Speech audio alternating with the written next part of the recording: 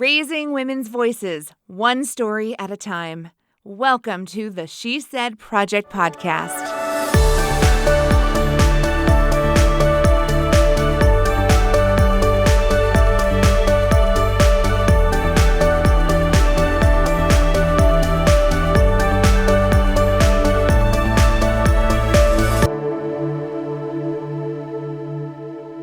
I could not be more excited about this episode of the She Said Project podcast. So thank you for being here. Thank you to everyone who makes this podcast possible. Illinois Public Media, our sponsors. This is Jeanette Jerzyk, your host, national director, all the things. Carrie Rosso, are you ready? I am so ready. I feel this way every single show, but there is something special about the podcasts that have women from different cities than ours, because I feel like I don't know them very well. I'm just sort of like the creepy pretend BFF because I've seen them and their piece, and that sounds kinky, but let me just say that again. I have seen them share their stories I've seen live them share on stage their stories in a That's What She Said performance. Nobody's showing their piece usually, but it makes me so excited to see them because I want to hear what's happening, what's going on, what was the feedback.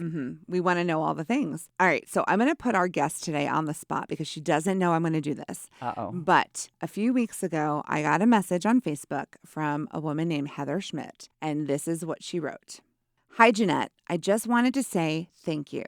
Thank you for leading the She Said Project, for continuing the platform that impacts so many. This has been an honor, witnessing other women grow as they develop their stories and conquered their fears. And being on stage was a truly kick-ass experience, if we can say that on public radio. None of that compares to today. So the day she sent me this message was the day they released their videos, their YouTube clips into the world. I shared my story on social media, and the messages I am getting from women who have never felt so seen or understood is quite humbling. It is truly an honor to be part of this amazing mission. I am grateful to have been part of this group and look forward to supporting future casts. So this shows up in my inbox. I maybe cried or I had something stuck in my eye. And I wrote her back, thank you, thank you, thank you. And then she's in the She Said family for life. You know she's a lifer. So, of course, we had to have her on the podcast in our awesome season 10. This is season 10, and it's a party. So, Heather, welcome back to the She Said land. We got you, girl. Thank you for having me. And I was all prepared to make some kinky creeper joke, and now I'm all emotional. I totally intercepted. I intercepted the kinky commentary with, yes, these are your beautiful words. And I apologize for, putting you on the spot, but I really wanted to share. I have read this message in front of multiple groups of women now because it means so much to me, because you are someone who went through That's What She Said experience that I was not a part of. You went through the process with our team in Naperville, and it fills my heart to know that you had the same impactful, profound experience that we try to create here at the mothership in all of our communities. But you did it up there, and I was just an observer that night. So thank you. Yeah, the ripple is growing and continues. So tell me how you got involved in the first place. I am friends with Ellen, who was the co-producer of the inaugural Naperville. She said. And I have been hearing about this for years. And I could never make a show with her downstate. And when she finally announced that she was bringing it to Naperville, I'm like, great. How can I help? I will get behind you any way I can. Like, who do I need to call? What do I need to do? And she said, be on stage. And I laughed at her. Like, okay, sure. No. Maybe 2 or 3 years from now. And she's like, yeah, no. So today's the day. So that was like, all right, I'm going to lean in. And whatever resistance I have, I'm just going to lean in. And if I'm part of the cast, it's meant to be. And if I'm not, I'm not. So it was a lot of trust and faith and Ellen seeing something in me that I didn't see in myself. I heard someone say this once, sometimes we lean in and sometimes we lean on. And I think your cast was a great representation of that. Well, I guess I shouldn't talk about... Talk about her piece. I'm sorry I keep calling it your piece. I don't mean to... I'm going to talk about your piece now. Heather shares quite a a journey, if you will, from who she was and how she found herself. And Carrie's right. Like we don't want to dive too far in because we really want our audience to hear the story. But I'm going to ask you real quick. When you were asked to be in That's What She Said, how long did it take you to find your story? Did you know right away what you were going to share, or was there a process? It was a process, and we were well into full rehearsals, and I still did not have my story developed. That's shocking because it came together so beautifully, and I hope you feel proud of what you shared because, man, oh man, it's changing lives, Heather. And I think we can change some lives right now by sharing it with our podcast audience. So it is time for everyone to get to know Heather Schmidt a little bit more. So we're going to take a listen to her story that she shared on stage in That's What She Said Naperville, which was the first Naperville show in the spring of 2024. So here is her story for your enjoyment, not for everyone. I was raised in a blended family. My mom always explained it as yours, mine, and ours. My youngest sister is 5 years older, and my brother is 18 years older than me. I'm the caboose. Being a young child in the 70s with teenage siblings was definitely interesting. There were many family meetings I was not part of. When I was sent to my room, I knew someone was in trouble. I've been an aunt since I was 2 years old. When I was 6, one of my brothers was caught smoking and suspended, and we won't even go into when my sister came home with a hickey. I was just 10. I learned at an early age to do everything I could to not be the one in trouble. I was a straight-A student, involved in church musicals, plays, school band, babysat the neighborhood kids, helped out at my great-aunt's senior center. Sounds a little annoying, even to me, remembering it. Being the perfect child wasn't about praise. It was the way to stay under the radar, to not be part of the family meetings. This went on into my own teenage years, doing whatever I could to fit in, be the good girl, being what I thought everyone expected. And it was exhausting. I yearned to be different, to be my own person, to do what I wanted to do or not do. When I was 15, I had a dream. Thought about it all the time. So desperately wanted to get a tattoo. Now, this may not seem like a big deal today, but in the 80s, tattoos were associated with bikers, sailors, and inmates. It was unheard of for a teenager to have one, especially a girl. And my dad was Jewish. Jewish law forbids getting a tattoo. It was made very clear in my household that if we got a tattoo, we would be disowned. But I still wanted one. Oh, I wanted that tattoo. It was my ultimate way to break out, to be the free spirit I was. And I had it all designed in my head. On one arm, I was gonna get a skull with a dagger in it, and a snake wrapped all around. And the other arm was gonna be a black rose with thorns and blood dripping from it. You may say I had a little teenage angst going on. Finally, the day came. The end of my senior year in high school, at 18 years old, I went and got my first tattoo. It was my time to make waves and do my own thing. My time to show up exactly how I was, who I was. And I did it. I got a little rosebud right here that no one could see. I was happy with it. And I couldn't wait to show it to people that I wanted to and show how cool I was. A few weeks later, during a routine visit to my brother at college, I was all excited. I loved hanging out with friends. I'd go and visit him. I'd go to the bars with them, go to somebody's house, and we'd have game night. I felt so cool hanging out with the college kids. So during this visit, we're at dinner. I lean over to him, and I whisper, "I got a tattoo." His response was not the "you're so cool" high five I expected.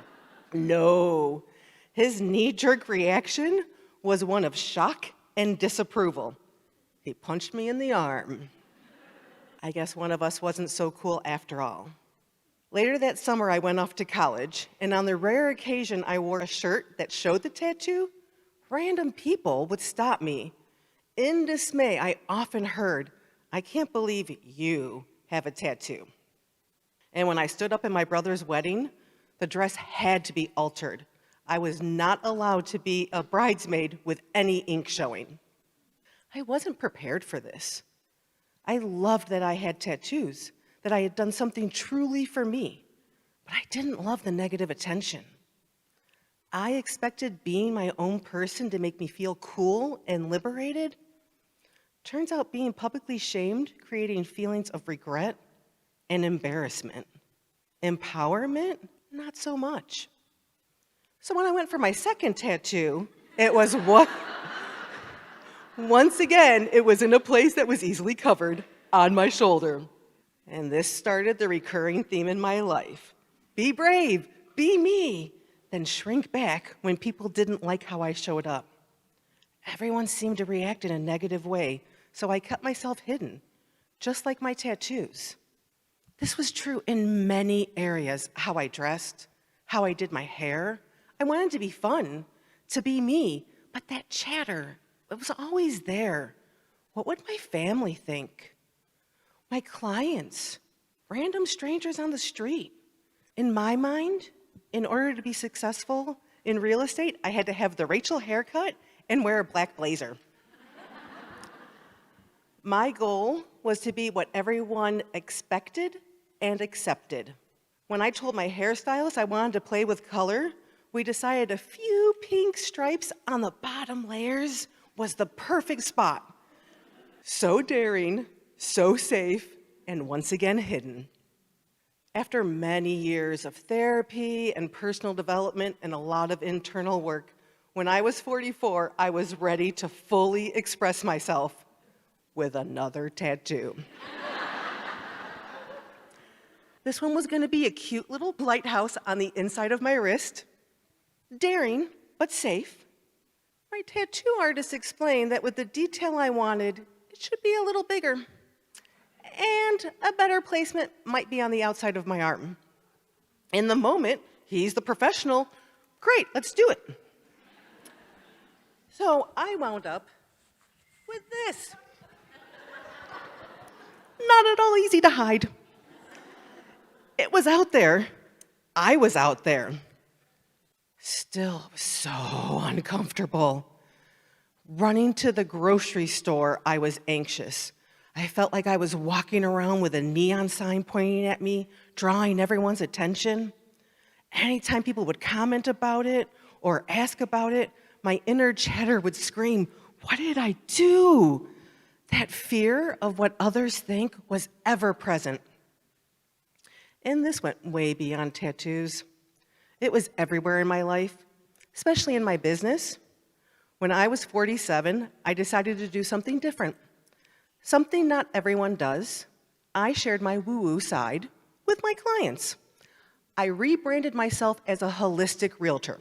I talked about crystals and energy clearings and moon cycles, just enough that people were really confused. And I wasn't loud enough for my people to find me. I had my worst year in real estate. And once again, I quieted down in order to please everyone. There I was, caught between two worlds. My desire to be everything to everyone was in direct conflict with my yearning to live my authentic life. It was one or the other. I was stuck in fear, afraid of judgment, rejection, and even more failure. Eventually, I made a decision. It wasn't some momentous event that changed my world. I had just had enough. I was tired of being tired of the fear, tired of being someone I wasn't, tired of not being me. it was time to let my weird little light shine, trusting I would find my people and they would find me. And now I have an undercut, whatever color hair I want, a tattoo on the side of my head. I am a top agent in my office, and I am the happiest I have ever been.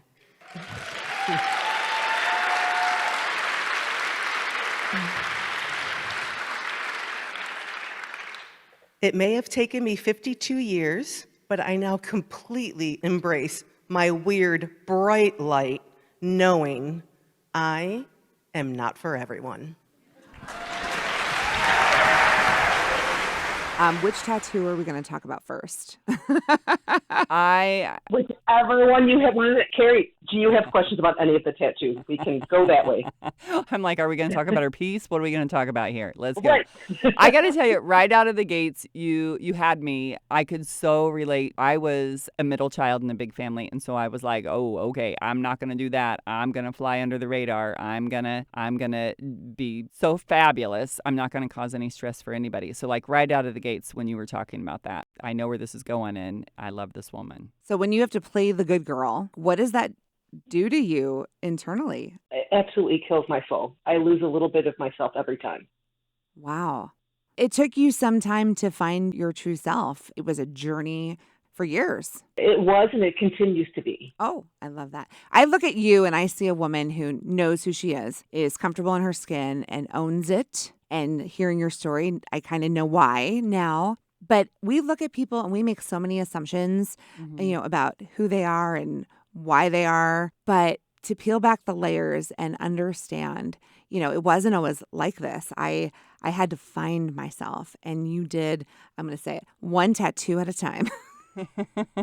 Yes. Well, I think when you take away all of those things, am I this way? Am I this good girl persona because that's who I innately am? Or am I doing it in reaction to? You have to peel all that away and find it. Find exactly what you did. How old were you when you got the rose? Senior in high school. So was I 18 yet? Yes, 18. And it was such an act of defiance and bravery, right? Yeah, I don't want to sound like I walked uphill both ways to school, but in the 80s, it absolutely was.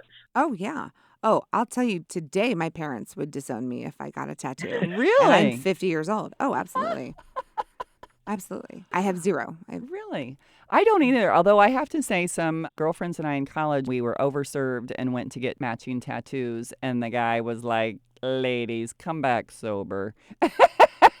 And we never did. But Thank you, Mr. Tattoo Artist. Yeah.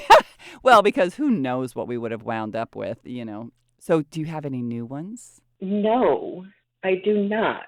This show was only a few months ago, Carrie. I know, but... But what's funny, in Colorado, and we were talking about getting matching tattoos the other night, and we did not get them. I think our logo would be a nice addition with my initials. All right, I'm emailing you the file, the GIF right now.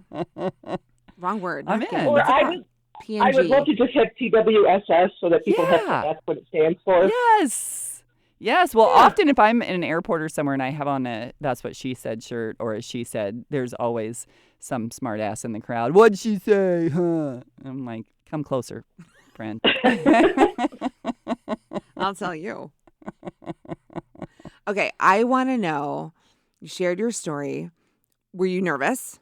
I was not. I have to think about that. During rehearsals when my story wasn't coming together, it was paralyzing. And all of the self-doubt and all of that negative, the self-worth, all bubbled to the surface. And so there were many times it was like, am I actually going to be on stage? Am I going to have to quit? Am I going to be asked to come off the cast? Oh. So I was nervous when it wasn't coming together. Once it came together so organically, and I just knew I was in a state of flow, it was, this is it. And being on stage was like going home. I love that. So you shared your story. What were the reactions that night? Afterwards, the number of people that stopped me and showed me their tattoos was unexpected. You empowered them. You empowered them. You made it okay. Yes. And I have been places where somebody's like, oh, I saw you talk. And I teach and I train. And they're like, I saw you at the college. And I was like, when did I teach at the college? And I didn't even piece those together because I wasn't thinking of it as we were at a college. I was thinking of it as I was with my sisters in a building. Yep. So it's been a little overwhelming and incredibly honoring for how many people it has continued to resonate with. Oh, I bet. Well, I think there are so many women out there who live their lives in hiding, and you kind of gave a playbook of, how to step by step express yourself and figure out how to be comfortable being yourself in any circumstance, in a professional world, with relationships, with family and friends. And so the lessons were numerous and valuable, for sure. Thank you. You're welcome. Yeah, I have to catch myself a lot when I say I feel like I'm meant to be on stage. It's not that I'm meant to be the star or look at me. It is I am meant to empower others. I want to create a space where others give themselves permission to be whoever the heck they want. That's what I want. Because what's the alternative, right? Walking around pretending for years, for lifetimes, for some, unfortunately. And what you stand for is what so many women crave. And men, but we're going to talk about women today. Yeah, and I love that I came across confident, but the body image there's always like, I think that might have also been a reason why I told Ellen, like, let's do next year or 2 years, like, it'll give me some time to lose weight. Really? And then I realized, oh, yeah. And then I realized that's another thing. I am here to empower women to do, like, regardless. Right. It's a really emotional thing for me. Thank you. Thank you for saying yes. Do it anyway. Thank you for doing it anyway. Yes. Yes, queen. My head's about to fall off my shoulders. I'm nodding so hard. Wow. Yep. Well, I'm so glad you did. It came to a point where, no, I'm going to do this exactly how I am, the size I am, the shape I am, because we all have a place. Yep. Everybody has a seat at the table. Yes. So if me being plus size on stage gives someone else who has that same doubt and that same insecurity some confidence or a little bit of permission, then absolutely. Well, and we always say everybody has a seat at the table, but if our cast doesn't represent that, it kind of takes the wind out of our sails. We want our cast to be really diverse in every way, in age, in ethnicity, in how we look. And to be real.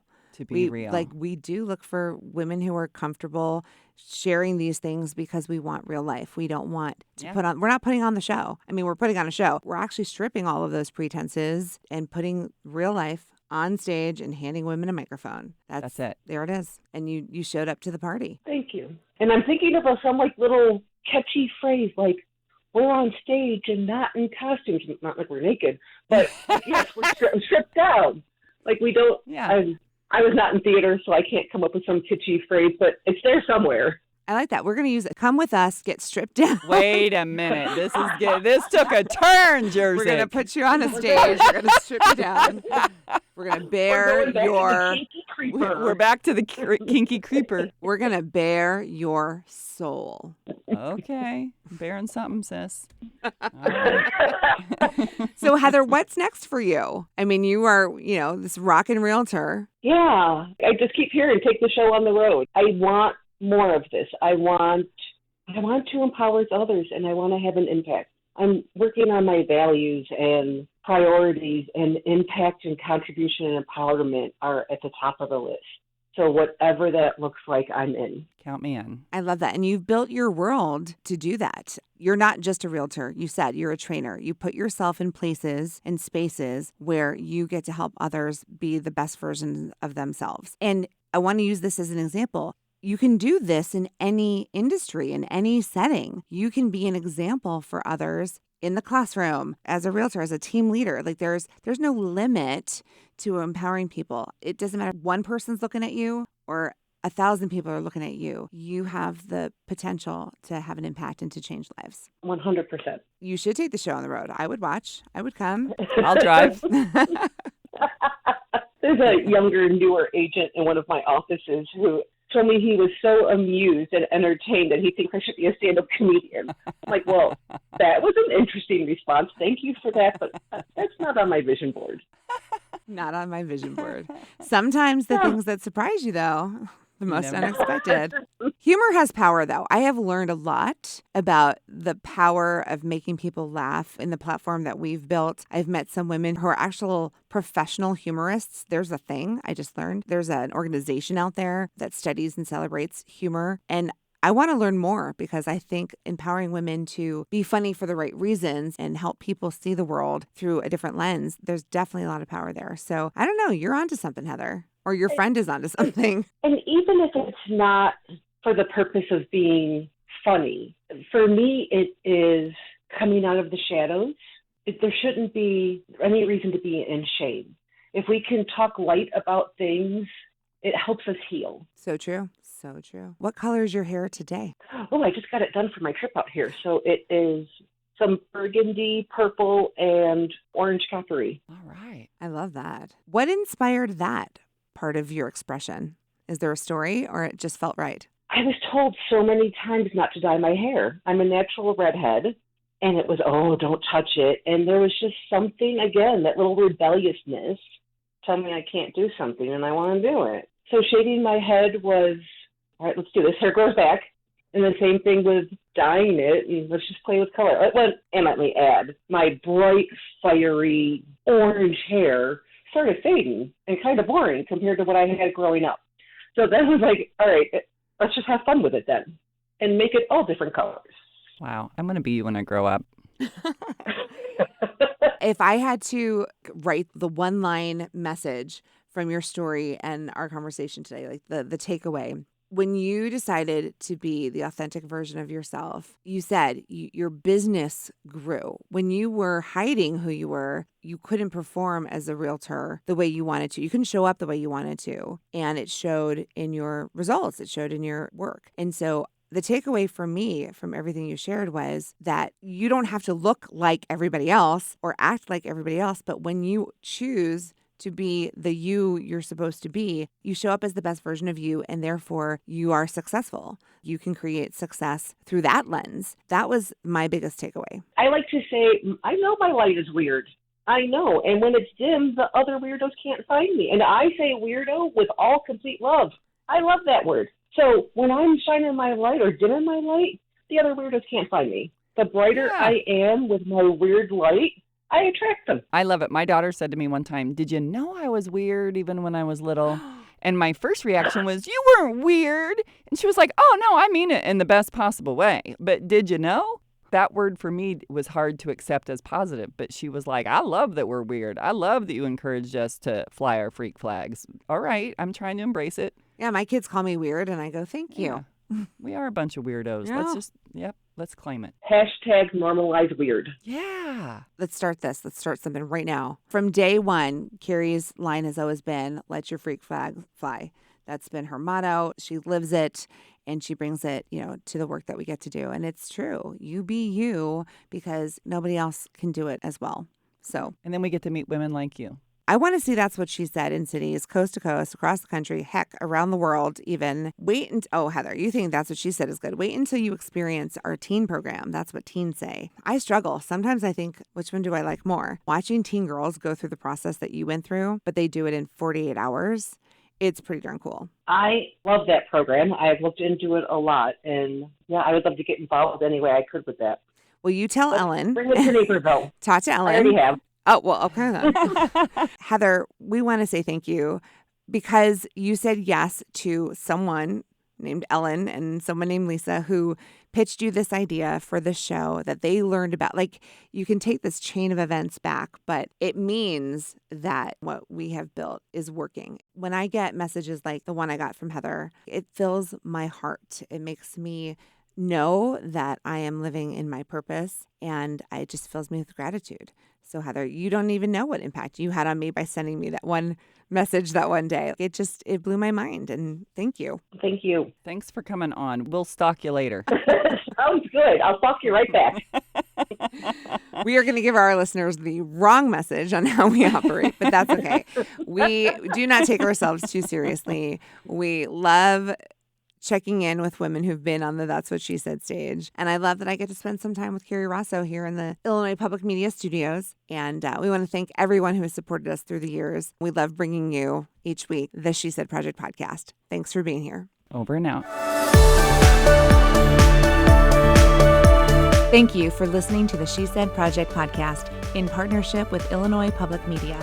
All materials contained in the podcast are the exclusive property of the She Said Project and That's What She Said, LLC. For more information on our live shows, go to shesaidproject.com. This podcast was made possible with support from Carl and Health Alliance and presented by Sterling Wealth Management, empowering women to live their best lives.